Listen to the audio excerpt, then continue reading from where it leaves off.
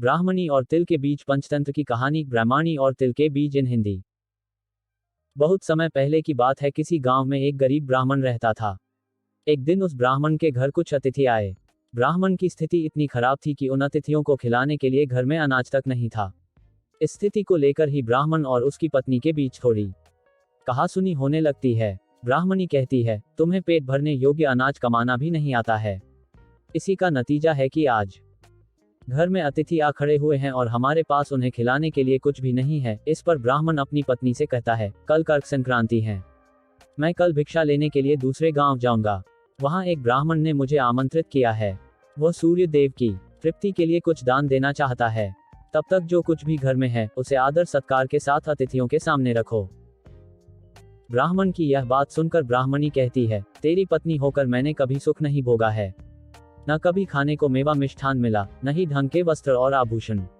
आज तू कह रहा है कि जो भी घर में पड़ा हो वो अतिथियों के समक्ष रख दो। जब कुछ है ही नहीं तो मैं उनके सामने क्या रख दूं? पड़े हैं तो बस एक मुट्ठी तिल, तो क्या अतिथियों के सामने सूखे तिल रखना अच्छा लगेगा? पत्नी की यह बात सुनकर ब्राह्मण कहता है, ब्राह्मणी तुम्हें ऐसा बिल्कुल भी नहीं कहना चाहिए। कारण यह है कि इच्छा के अनुसार किसी भी मनुष्य को धन की प्राप्ति नहीं होती है। जरूरी है तो पेट भरना, और पेट भरने योग्य अनाज तो मैं ले ही आता हूँ। अधिक धन की चाहत अच्छी नहीं, ऐसी इच्छा का तुम्हें त्याग कर देना चाहिए। अधिक धन की इच्छा के चक्कर में मनुष्य के माथे पर शिखा बन जाती है। माथे पर शिखा वाली बात सुन ब्राह्मणी बड़े ही आश्चर्य से ब्राह्मण से पूछती हैं, अधिक धन की इच्छा में माथे पर शिखा हो जाती है? मैं कुछ समझी नहीं, जो भी कहना है खुलकर कहिए। ब्राह्मणी के इस सवाल का जवाब देने के लिए ब्राह्मण अपनी पत्नी को शिकारी और गीदड़ की एक कहानी सुनाता है। ब्राह्मण कथा की शुरुआत करता है। एक दिन एक शिकारी जंगल में शिकार की खोज कर रहा था। जंगल में कुछ दूर आगे बढ़ने के बाद शिकारी को एक काले रंग का पहाड़ जैसा विशाल सूअर दिखाई देता है। सूअर को देखते ही शिकारी अपना धनुष उठा लेता है और कमान खींचते हुए सूअर पर निशाना लगा देता है। कमान से निकला हुआ तीर तीव्र गति से सूअर को घायल कर देता है। घायल होने पर सूअर चिंघाड़ता हुआ शिकारी पर पलटवार कर देता है। सूअर के तीखे दांतों से शिकारी का पेट फट जाता है। इस तरह शिकार और शिकारी दोनों का ही अंत हो जाता है। इसी बीच खाने की तलाश में भगता हुआ एक भूखा गीदड़ वहां से होकर गुजरता है, जहां शिकारी और सूअर का शव पड़ा हुआ था। बिना मेहनत इतना सारा भोजन देख गीदड़ मन ही मन बहुत खुश होता है और मन ही मन सोचता है कि आज तो ईश्वर की बड़ी कृपा हुआ, जो इतना अच्छा और अधिक भोजन एक साथ मुझे मिला है। मैं इसे धीरे धीरे और आराम से खाऊंगा, ताकि लंबे समय तक मैं इसे उपयोग में लाऊंगा। इस तरह मैं इस भोजन के साथ लंबे समय तक अपनी भूख को शांत रख पाऊंगा। इन सभी बातों पर विचार करते हुए गीदड़ सबसे पहले छोटी छोटी चीजों को खाना शुरू करता है।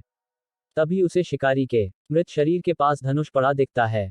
गीदड़ के मन में पहले उसे ही खाने का विचार आता है और वह धनुष पर चढ़ी डोर को चबाने लगता है। गीदड़ के चबाने से धनुष पर चढ़ी डोर टूट जाती है और डोर के टूटने से धनुष का एक सिरा वेग के साथ गीदड़ के माथे को भेदता हुआ ऊपर निकल आता है।